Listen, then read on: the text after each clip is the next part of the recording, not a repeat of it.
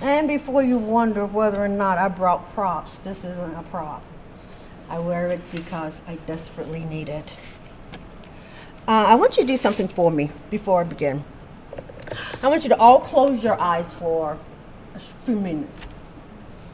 I want you to think of the face of stroke. Is it someone black, white? Is it a senior citizen? Is it someone sitting in a wheelchair?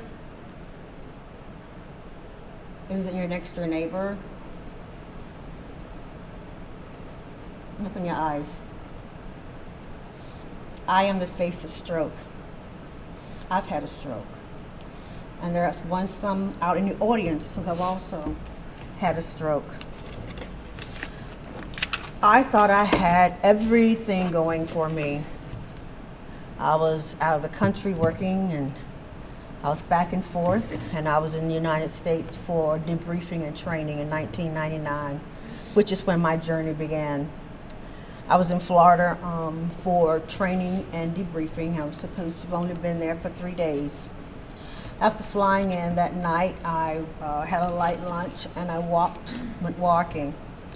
I woke up the following morning, and something just did not seem right.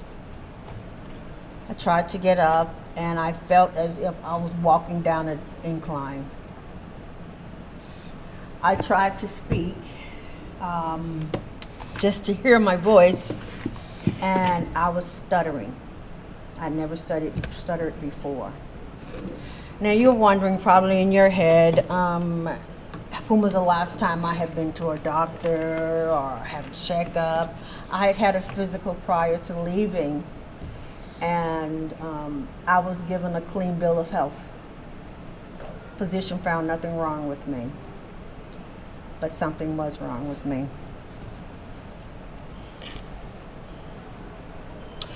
I did all the wrong things in the beginning. One would think that if you wake up in a strange place and you can't talk sufficiently, or you're having mobility issues, that you would immediately call someone and ask for help. Call the front desk, ask them to send an ambulance. Is there a physician in the building? I didn't do that. You see, I was in Florida on business, and getting sick was not part of my agenda. And I know you know what that means, most of you. You put everything in front of you that you're supposed to take care of, and we put ourselves low on that totem pole of things that we need to take care of. I don't remember much other than walking in and sitting down and beginning a conversation, but I do recall waking up in a hospital. Someone had found me passed out in the bathroom. I remember looking at this strange person standing over me and calling my name and saying, do you know what happened to you? No. Do you know where you are?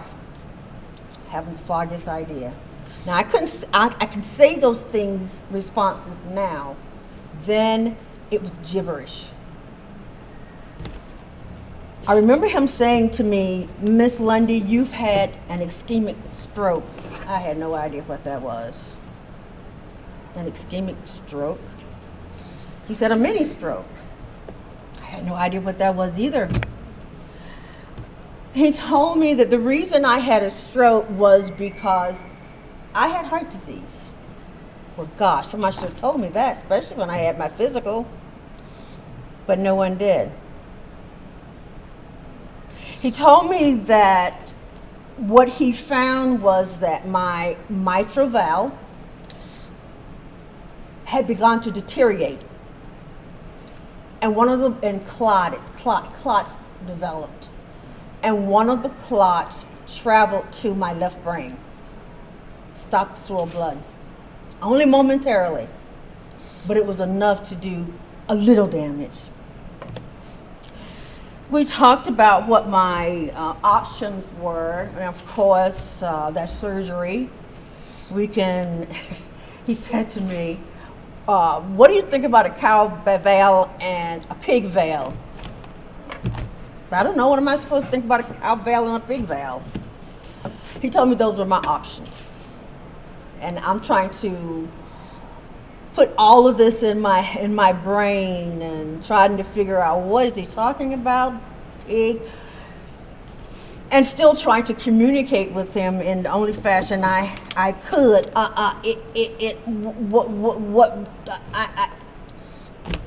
But he indicated that, again, my options were, and he talked about implanting a mechanical valve. And he gave me the pros and cons of all three, and so I decided that since he talked about in 10 years or 20 years my pig valve or cow valve would have to be replaced, and there are problems with the mechanical valve, but I would say since you're not going to be in Florida, perhaps this is what you should do. I was so fine. Give it to me. Now, keeping in mind, my family had no idea where I was. They thought I was still out of the country or somewhere.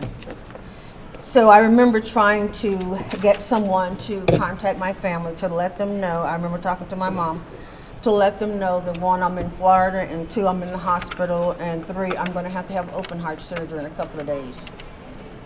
What's going on in Raleigh? She immediately contacted my other siblings, and I don't know what they did for the airline. I know they didn't charter one, but by evening, the following day or the morning, they were there. All of them. There's 7 of us. All of them. They're there. My physician talked with my family about the surgery. He talked with them about aftercare after the surgery. He talked with them about the fact that I was hit with double jeopardy. I had heart disease and I had a stroke. So we've got to deal with that. We've got to address that. After open heart surgery, I would not be able to return to North Carolina or Panama or anywhere else, but I was going to be left in Florida to rehab. And I remember Mom and my sister and them talking about planning with the staff to go through Jacksonville, Florida, and find a good assisted living for me, which is what they did. Surgery went okay. How would I know? It's the first one I ever had, open heart surgery, but it went okay.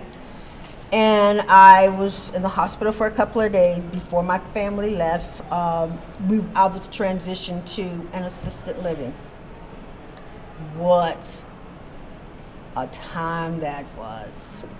Now, keeping in mind, I'm still weak and still sore from a cracked open breastplate and still on meds.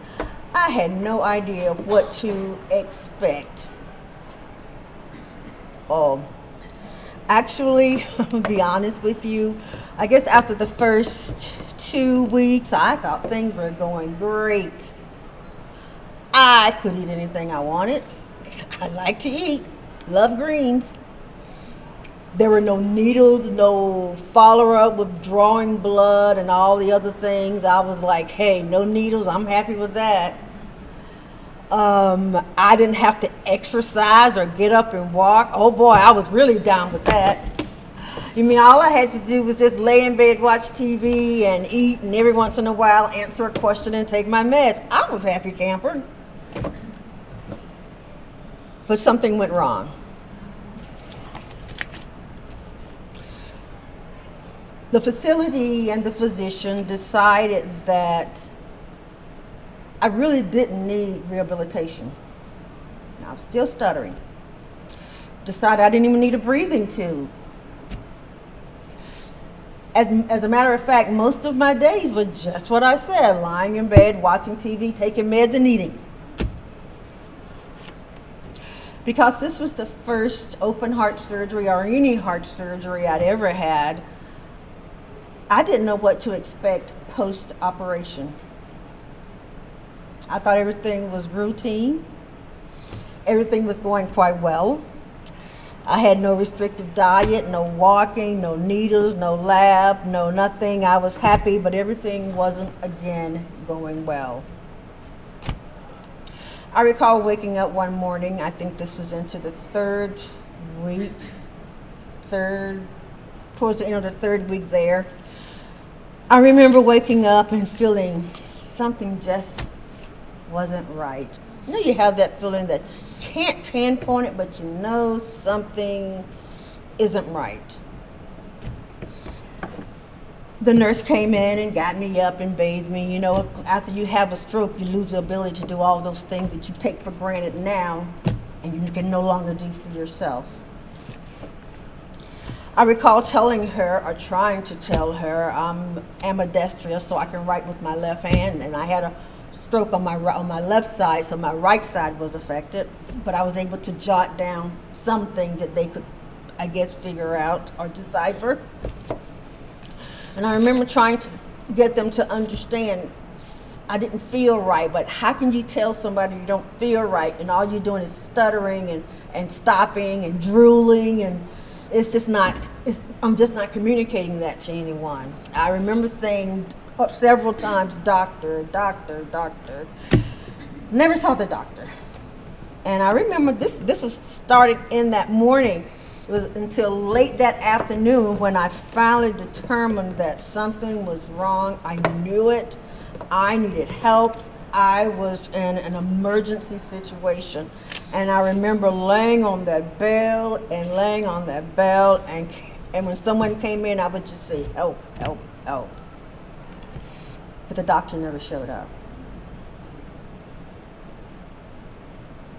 My next memory was, I think, maybe 2 days later or maybe a day later, and I was in that place again.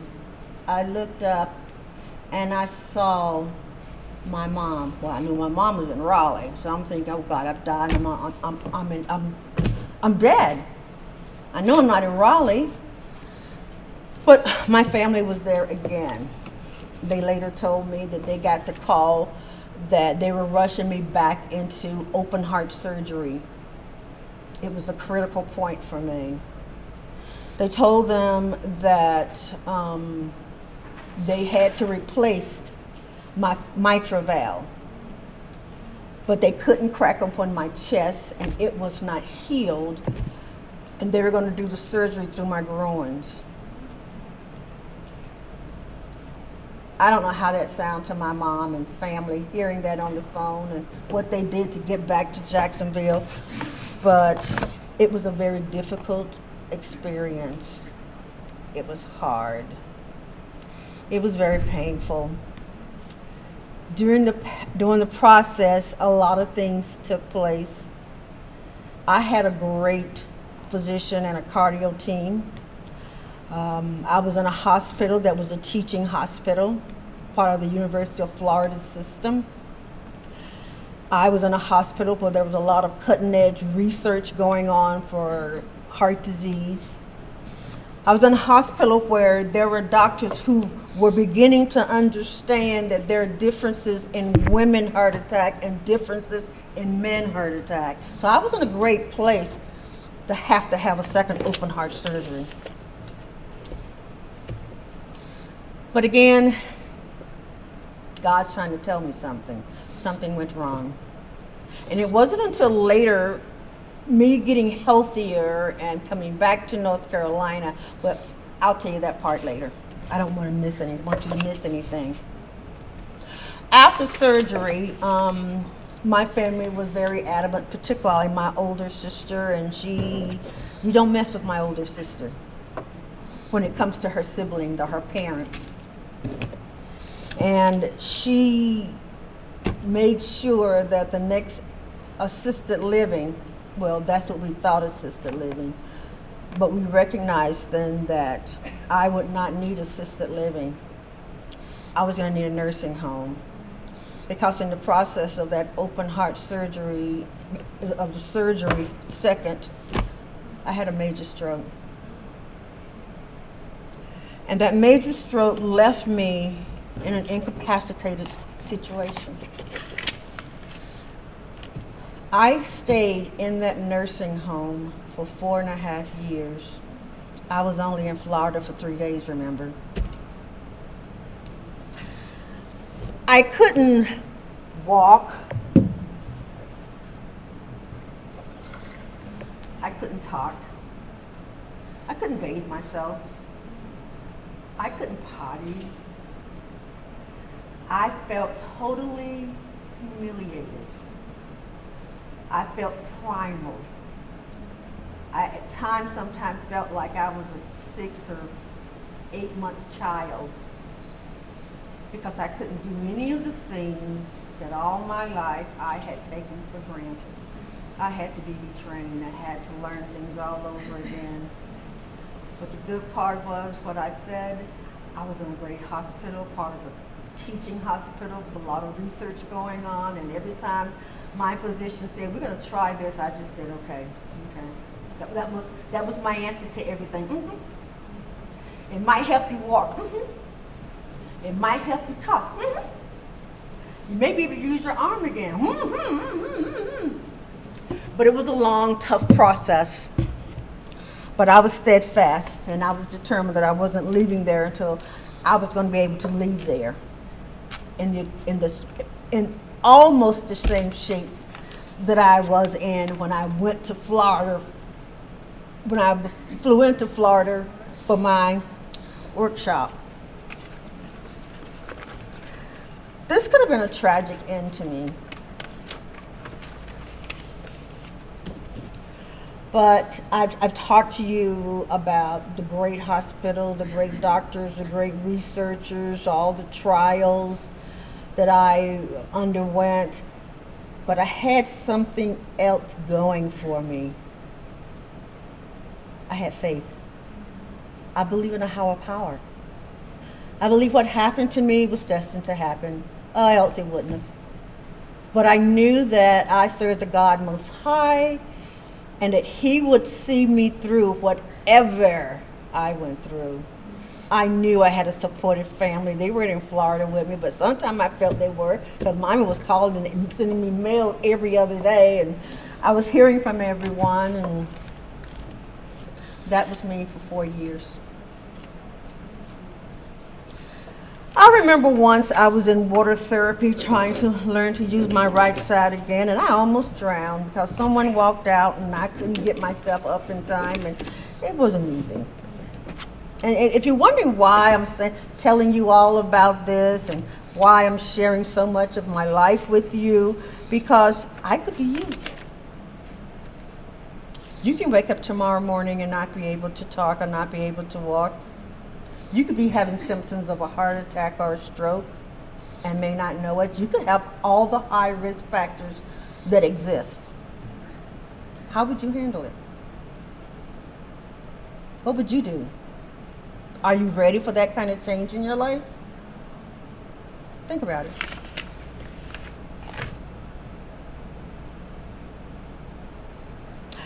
If it had not been for that stroke, mini stroke, that first day that I was in Florida, I would probably not be here today because my valve probably would have totally sent clots throughout my body everywhere. But as bad and as sad as I was about it happening, God gave me another chance and He gave me a warning. That's what they call ischemic strokes and mini strokes, a warning stroke. It's a warning that your body may at some point develop a larger stroke, a major stroke.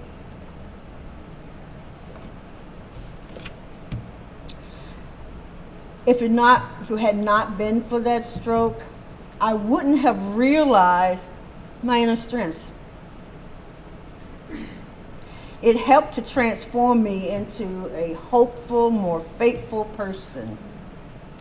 My life indeed have a new meaning. A renewed and a strong sense of wonder, and a new and strong commitment, not to living. We know what's going to happen there. We're all going. But my strong commitment is to the Father that I serve, and also to making a difference in the community. Each one teach one.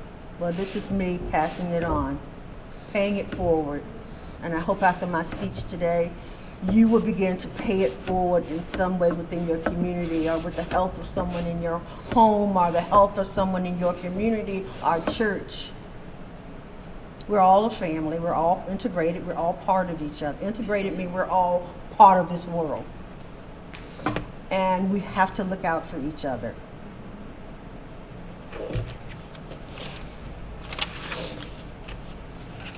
My life was spared, and the ability to appreciate life is intact.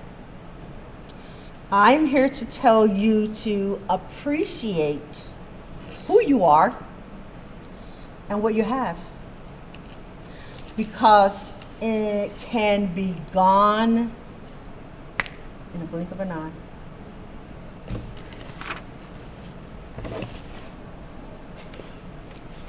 Look at these two pictures. Focus on them for a minute. If you can see them. What do you see in that picture? Two faces. Two stroke patients. What else do you see? A man and a woman. A stroke can happen to anyone. There is no age barrier with strokes. Look at her mouth. Her mouth is drooping. Look at her eye. One of her eyes is drooping. These are all signs of a stroke. If you or someone you love or someone you know and you're in their space and they begin to give you some indication that something just isn't right, if they say to you, I have a headache, and on the chart from 1 to 10, 10 being the worst, I'm having a 10, seek help for them. There are some things that was established. There's a little fast that was started years ago by the National Institute of Health, and it was an idea to help people to learn about strokes, and it's called FAST. But it was also called FAST because it gives out a message that if you suspect you or someone else is having a stroke, dial 911 and act fast. Well, how do you know they're having a stroke? Ask that person to stand if they can. Ask that person to walk if they can. Ask that person to smile. With the drooping mouth, it's kind of hard to have a good smile. Look at their eyes. What do you see? Ask that person to raise their arm. It may be difficult.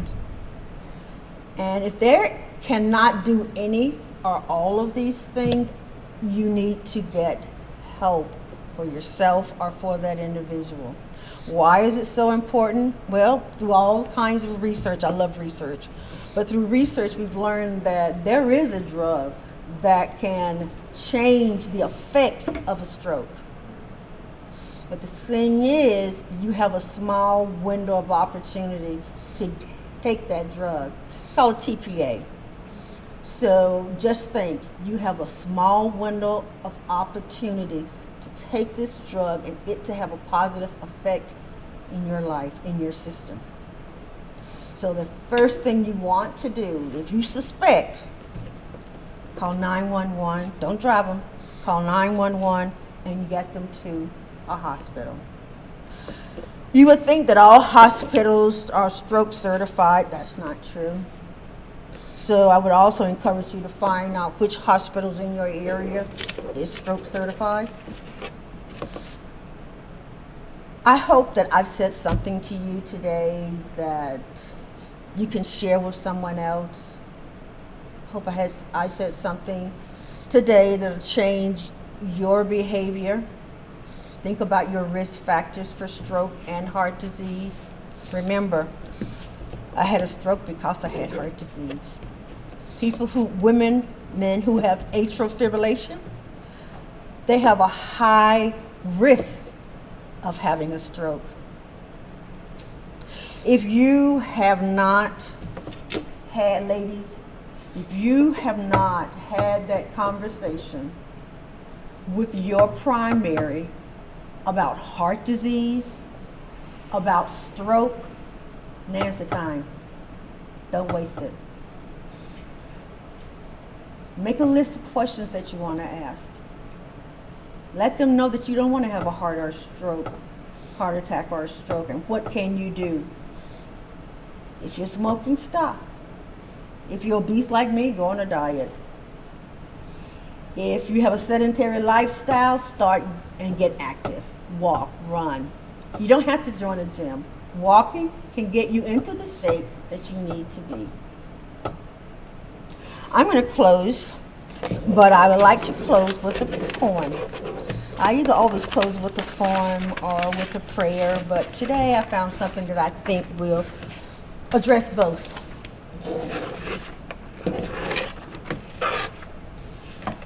I haven't said this. I said to you that I had a father and that I respect, and he's very important in my life. I'm sure you knew who I was speaking of, my God. And I may not have said to you the word that I prayed. I stayed on my knees in my mind because I couldn't get physically on my knees. I never got to the point where I felt prayed up. I hear that term a lot. I'm prayed up. You're never prayed up. I know, this is not a church. This is, reading is called My Creed.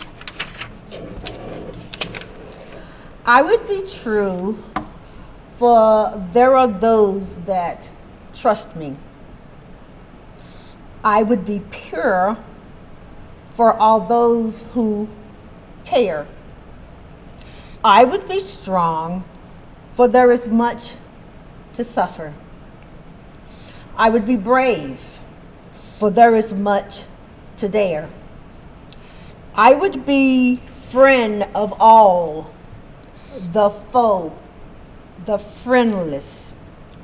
I would be giving and forget the gift. I would be humble, for I know my weaknesses. I would look up and laugh and love, for I am God's servant. Thank you so much. Last January, I knew something was wrong and just couldn't figure it out. I was taken to the hospital, and I later learned that I was in heart failure. Cardiomyopathy, congestive heart failure. I had gone the gambit. 2 months later, my doctor told me that I needed a transplant. So I'm a patient at Duke Transplant Clinic. I spent all last year feeling sorry, no. I spent all last year being afraid to go anywhere, to drive my car, because I didn't want to be that person that had that heart attack behind a wheel or walking somewhere, and then I become the burden of someone else. So I spent almost a whole year not speaking and not doing all the things that I love to do. But you know, this Christmas I made a commitment along with my God that whatever's going to happen to me, we're all going, whatever's going to happen to me, it's going to happen to me. No matter where I am or no matter what I'm doing. But I have a health ministry in my head. And this is what makes me happy. So I travel around with my prop, being a good little patient, and I'm living. I'm living. This is living. Talking to you, this makes me so happy. And I thank God for giving me the opportunity. And I thank the North Carolina Council of Women for giving me this audience. Thank you.